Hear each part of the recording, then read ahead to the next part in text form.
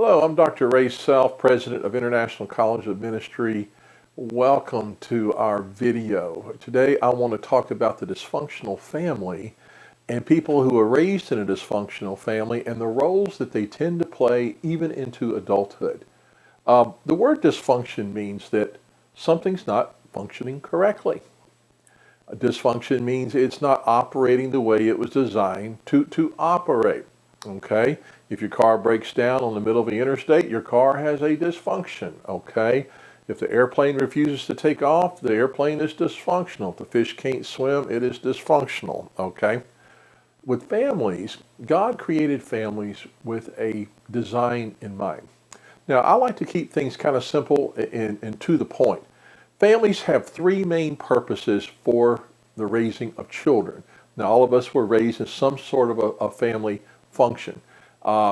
Families are required to do or need to do three things. Now, some families do certain things better than others. But the number one thing that families are called to do by God is to nurture their children.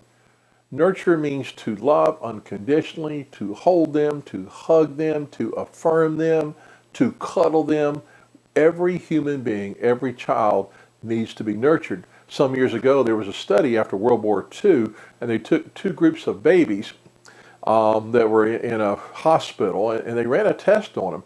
And one group of babies was not held or cuddled or picked up for a long period of time. Another group of babies was constantly held and picked up. Well, they found out that the babies who were not touched and held and picked up often actually had a higher rate of disease than the ones who were cuddled. So nurturing is important for all children. Now, the effects of this can be seen long into adulthood. The other primary thing that families are required to do is offer guidance. A healthy family will guide their children. In other words, teach them right from wrong. Don't cross the street without looking. Don't touch the stove. It is hot. Be polite. Do your homework. Go to bed. Guidance, okay? Teaching. And some families are very strict in that area. They guide their students, their children very well. They teach their students. I'm a teacher, so I think everybody's a student. But they teach their children and are very well. Some families are very strict on this. Some families are not as strict. The other thing that families are required to do, or a healthy family does, is provision. That is protection. Every child needs a roof over their head. They need clothes, they need protection, and they need food. Now, the three areas, nurturing, guidance, and provision, makes a healthy family. If all three of these are done, then you have a healthy family. Some families are very good about nurturing, but not very good about guidance. Some are very good about guidance, but not very good about provision and protection. I knew a lady once who is a very sad story. She was a Christian woman, but every time we turned around, the woman ended up homeless. She was helped. She was given automobiles. The church helped her out. It actually gave her a place to live, but she ended up in a homeless state. It was very unusual. She gravitated toward homelessness. Well, she had a daughter with her, and she guided that daughter, and she loved that daughter with all her heart, but she did not provide for that daughter. Okay, that is abuse. So if a child is not nurtured, does not receive all three of these things, nurturing, guidance, or provision, you have dysfunction. And some people will call that abuse. Now, again, no family does all three of these very well. But dysfunction means something is not working correctly. Dysfunction can be caused by an absentee parent. Maybe the father's not there, or the mother's not there. Okay, or there's a divorce, or a child out of wedlock, or whatever. One parent is absent, or you have dysfunction where the mother doesn't raise her own baby. The baby's raised by the grandmother. Now, sometimes this can work out really well, but the interesting thing about this, in the midst of dysfunction, children will adopt one of four roles. And I want to talk to you about this. And what this has to do with you is these roles, if you do not understand these roles can be played out all the way through adulthood. Okay? Now, let me kind of back up a little bit and say this.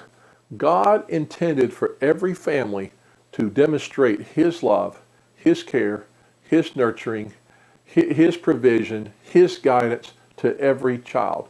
Unfortunately, God's plan didn't always work out or play out in many families.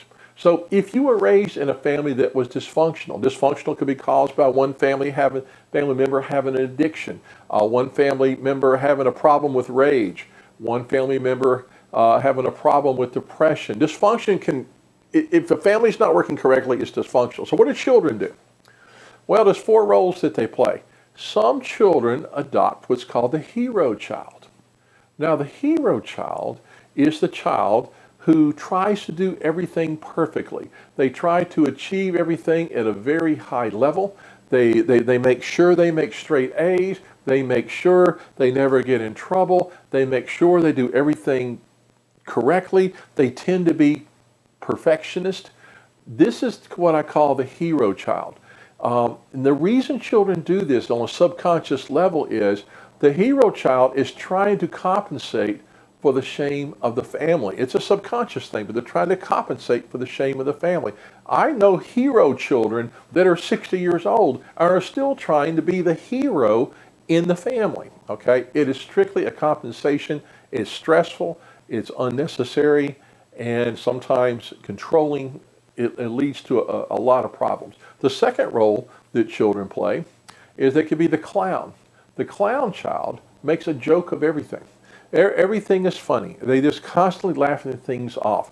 In your class, if you look back to your high school days, elementary school days, you'll always remember there was a class clown, and there was always that one kid in class or several kids that were so perfect. They were they were the apple of the teacher's eye, so to speak, and they did everything right.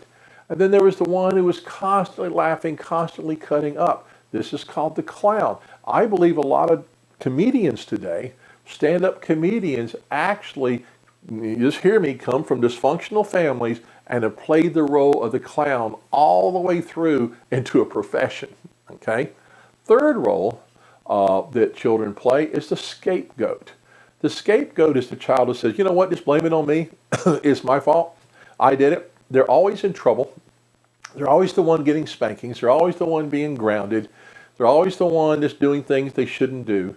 The scapegoat says, you know what, I'll take the blame, just blame me. And if you think back again to your school days, because this is when you sit in a classroom with 30 other classmates as a young person, you're getting actually an overall view of humanity, okay? And I remember the scapegoats. I remember a guy named Sonny in one of my classes. I kind of went through elementary school and high school with him. He was constantly in trouble. But what was he doing? He's covering for the shame of his family. The fourth type is the lost child. Now, the lost child is the child who says, you know what, I'm just going to be invisible. I'm not going to matter. I'm going to kind of melt into the woodwork. I'm going to be seen and not heard. There's an old expression. It's kind of bad. It says children should be seen and not heard. So the lost child grows up with a I don't matter attitude. I'm not going to make any waves. I'm just going to kind of be invisible. I'm going to try to hide in my room. I'm just not going to matter. Well, all these roles are very destructive, okay? The hero child is stressed, wound up, nervous, perfectionistic. It's the one in the family who's wound up tight all the time, okay? The scapegoat is constantly in trouble to get that attention and to cover up the shame, which is also unhealthy. The lost child grows up thinking, well, I just don't matter. I don't matter. I'm invisible. I don't matter. Everybody else matters, but not me. That's near to my heart because that was the role that I played, and I remember carrying this role even into adulthood. Like, well, what is Ray? What matters about Ray? I don't really matter. Other people matter. Other people are more important than me. I was the lost child, and the clown avoids reality by joking and laughing everything off, but they're not dealing with reality. The point of this video is, have you played one of these roles your whole life? Okay, are you still playing this role? The root of this role is the dysfunctional family. Now look, you can't go back and undo your past, but you can do something about your present and your future. Stop playing dysfunctional roles. See, a dysfunctional family actually encourages these roles. You know, I was encouraged to be seen and not heard. I had a sister who was encouraged to be the hero. I had another sister who was constantly the scapegoat. It's like there was a play, and this was our part in the play, and we all had to play our part, okay? It's time now to stop it.